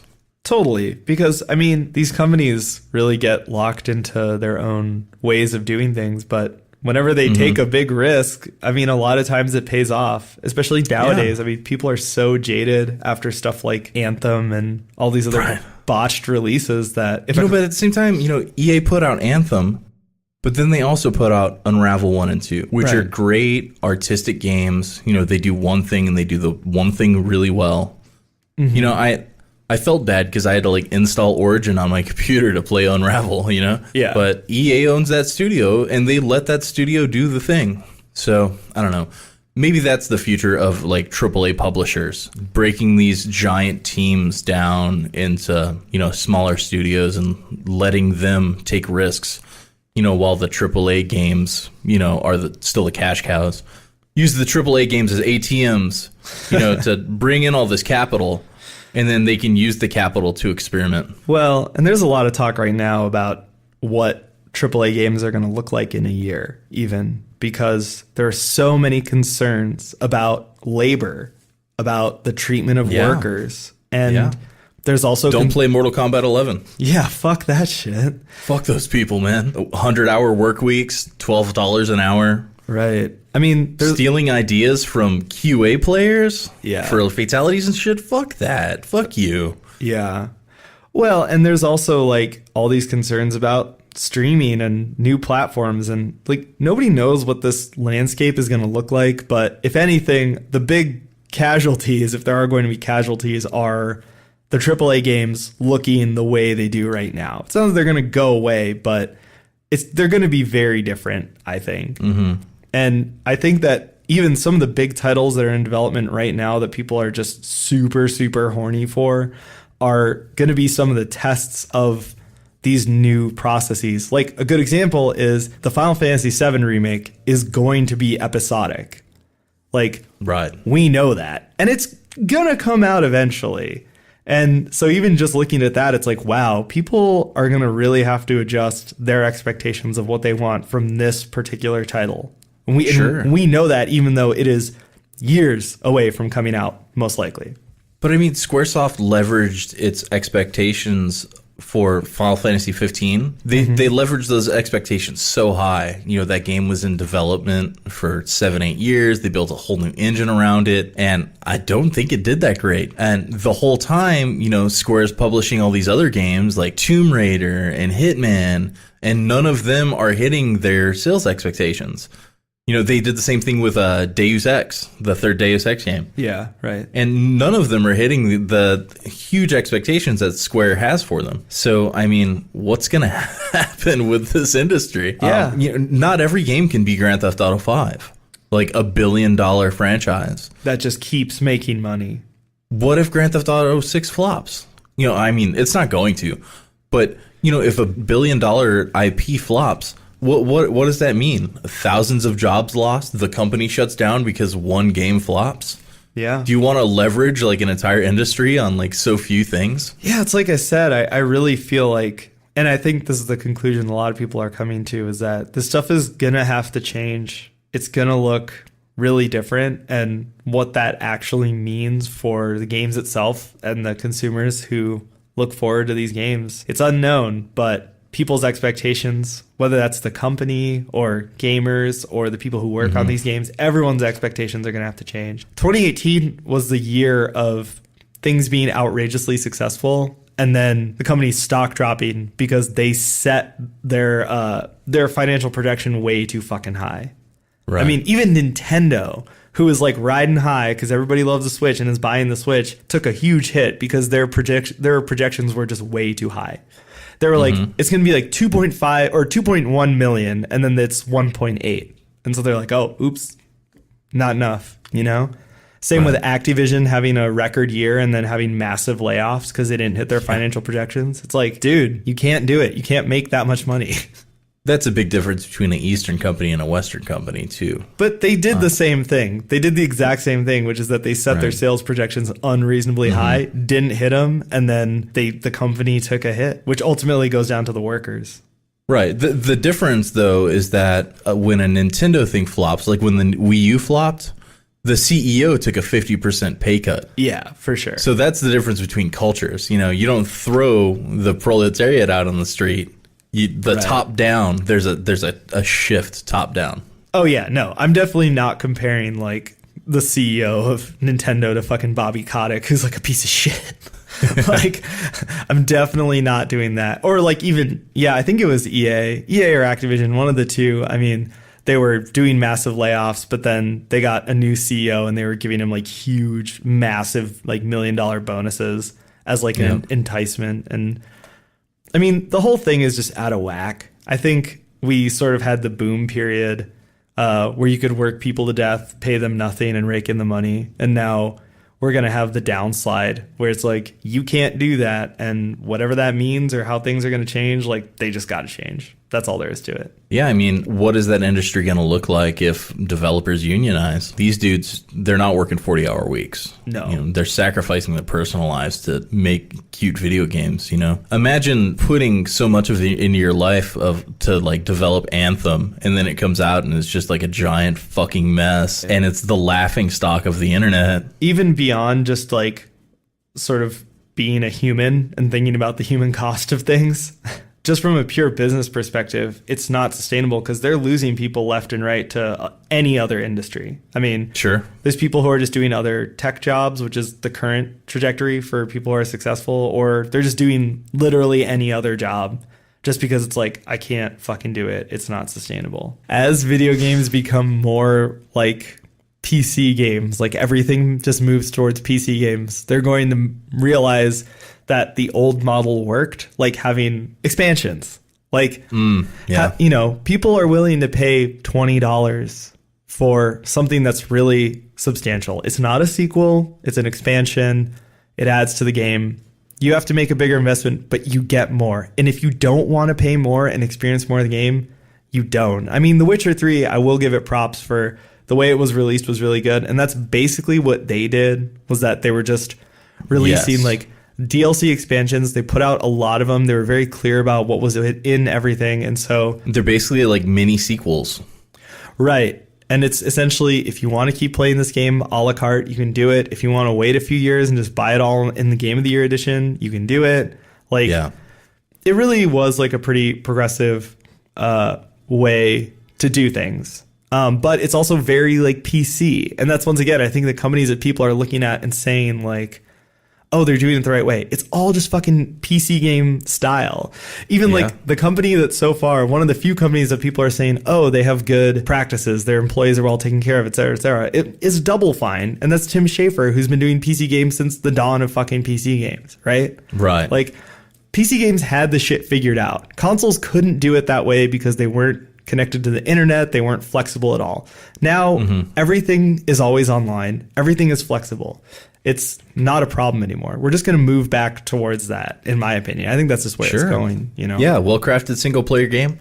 If it does well, sells 1 million copies, release an expansion for it 6 months later. Yeah. Right. Why not? Or if it's a multiplayer game, it's like, it comes out, it's well-supported, you stay on top of it. If you want people to pay for content, you actually make more content. Like, you don't just expect people to buy in and keep giving you money because they're interested in the potential of the game. And, you know, I was interested to see that. I mean, I think, you know, late 2018, early 2019, we had a bunch of big sort of test case releases that were like, oh, are people going to go for this? And the answer was no across the board. Like, the success of certain games that came out broken and were fixed and redeemed later has not been replicated. Diablo 3, No Man's Sky, these kind of games are ultimately going to be seen as like an aberration. They're not the norm. Fortnite is not the norm. You don't release a game that was pretty unremarkable, release a new mode, and it becomes the most popular game on earth. That's not a business model. That's an aberration, you know? Yeah,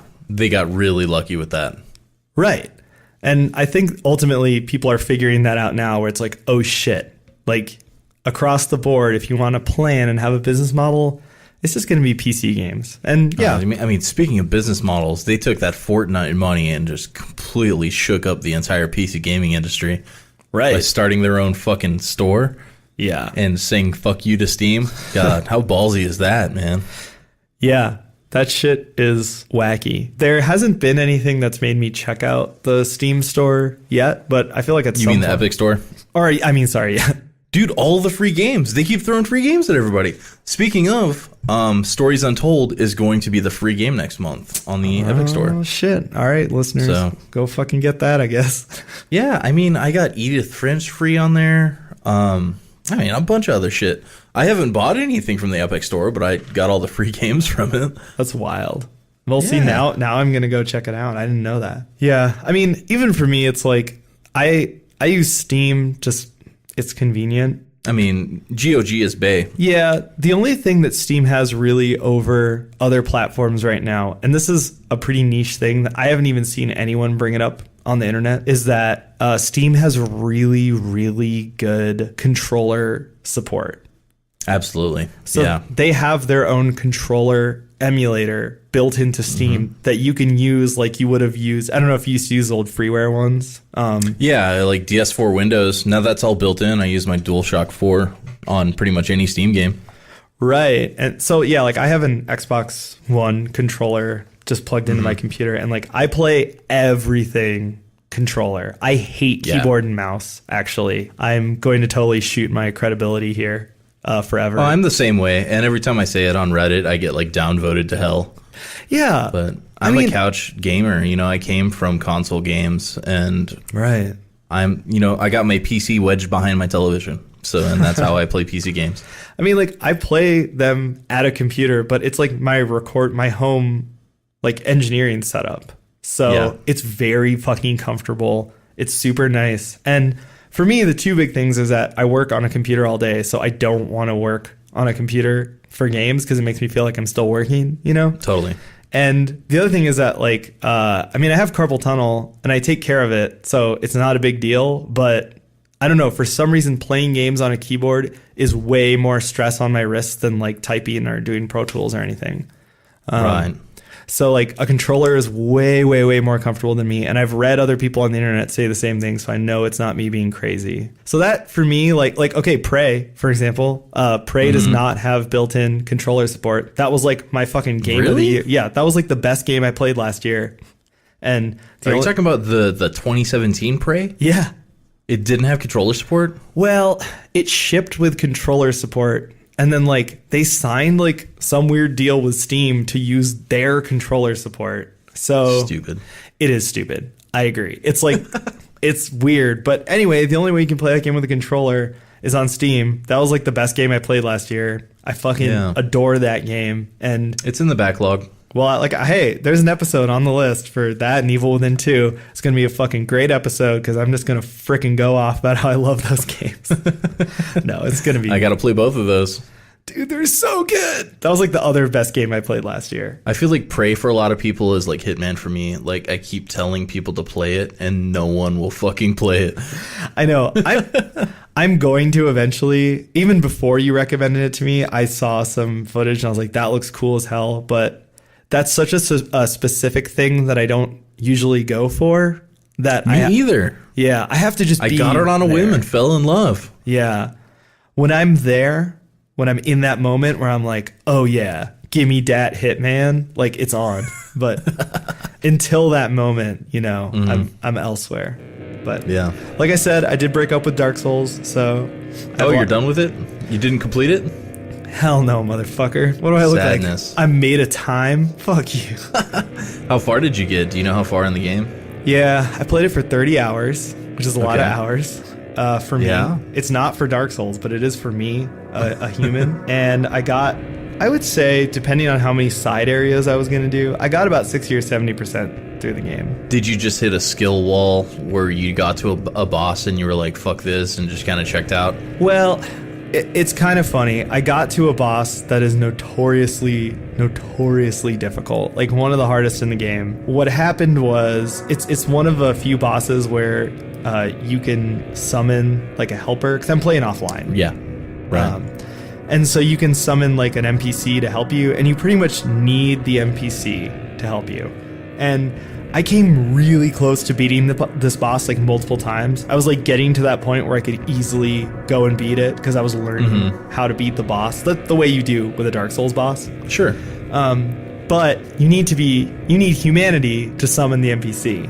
And I ran out of my humanity, and so the only way I was going to be able to keep trying the boss was either go farm humanity at this one place in the game, which I did, and it was super slow. Like, I did it forever, and I got like 3. And the other way was to go and kill like a whole giant room packed full of dudes every time before I go and fight the boss. And I did both of those things. Yeah, I did both those things a few times. I got really close to beating the boss, but I just couldn't beat it yet. And I was just like, this boss also has a very long walk to it before you get to fight it, where you have to fight really difficult enemies. So it was like... Yeah, I call that the walk of shame, and it's in every fucking FromSoft game. They can never put you in front of the boss. Right. You have to do the walk of shame before you can fucking battle him. Right. And it just got to be such a time commitment and all this shit that I was just like, nope, fuck it, I'm done. The other problem was that I ended up with a cursed save where I couldn't stay the class that I wanted to be. Like I was really good as like heavy sword pyromancer, right? But I had accidentally gotten rid of all of my ways to level up my pyromancy, either by answering questions wrong or accidentally aggroing NPCs. I hated the accidentally aggroing NPCs thing. Oh, that's the worst because the game autosaves and you can't load. Yeah. Ugh. And so I just ended up with a curse save that was going to be so cumbersome to keep going. And I was like, just for my own mental health, I was like, nope, can't do it. Yeah. I'm done. Yeah, I kind of broke up with Sekiro for similar reasons. Yeah. You know, you battle one super difficult boss for hours, and you finally get past him, and then there's 5 minutes of regular gameplay, and then you hit the next wall of the next super difficult boss. Right. And I don't know if I'm just like not in the right mindset this month or something, but I was just like, I'm fucking done right now.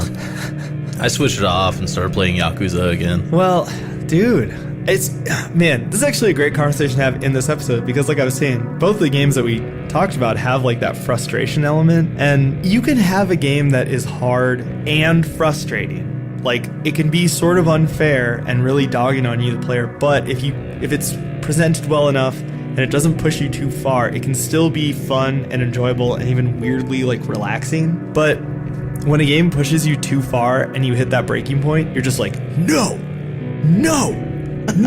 and that's a bad feeling. It's really hard to come back from. Yeah, absolutely. I loved playing Dark Souls. I had so much fun. I got surprisingly good at it. Like I didn't think I would actually be able to learn how to play the game, but I did. But I don't know. Like I don't know if I'll ever play another FromSoft game knowing that they're like that, just because it's like that really was bad. I really didn't like that feeling. Just getting your dick kicked in the dirt over and over again. Well, not that. Just like just having all these other frustrations come into play and ending up with the game just like shitting on me that hard. Yeah. I was like, dude, why can you aggro NPCs? It sucks. Yeah, it's super annoying. And then you're cursed forever. Yeah. The cursed save in that game is real. I had a super cursed save. I aggroed the Onion Knight. I aggroed or killed accidentally all the people who could level up my pyromancy. God, who didn't I fucking accidentally aggro? Such a bummer, dude. Because I had so much fun. I really liked it. I feel too, it's like, I think I started playing Dark Souls when I was on my like work vacation, my unintentional work vacation. Yeah. And that really helped, where it was like, I don't have anything to do for a week. And then it was like, oh yeah. And then going back to work, it's like, dude, I get my shit kicked in at work all day. Yeah. I don't want to then come home and it's like, what do I do for fun? Get my shit kicked in. Yeah, that was another thing. I couldn't play like Sekiro after work because it takes like a sharp mind. And so like the only time I could play it is like Saturday mornings, you know, when I'm well rested and I can like, you know, like sit down and really like try. And by then it's been a week and then my skill's gone down because like my motor reflexes are dead because you need such fast reflexes in those games to keep up. I mean, like Sekiro is like Dark Souls on fast forward. So yeah, and it's like during those times that you're talking about, I would much rather do something else, like eat a good meal or go for a walk. Yeah. You know, it's like, and also, I mean, the real Dark Souls for me is like being good at Pro Tools. And also not regaining the like 200 pounds that I lost when I was in high school. So it's like, yeah, I have to like go running and I have to like make music and shit. That's the real Dark Souls. So I have to, more than actually playing the game Dark Souls, I have to work on that. That's the real Steam achievement. Yeah, like doing push-ups. Like, God damn it. Yeah, getting enough sleep. Yeah. Yeah. I'm just going to leave it at that. I stopped playing Dark Souls because I was doing less push-ups. That's like the most bro shit I've ever heard from you. Yeah, man. No, I actually exercise kind of a lot. Good for you. Yeah, it is what it is. I'd rather be playing Dark Souls, but like I said... True. I ain't made of money. I can't keep buying pants.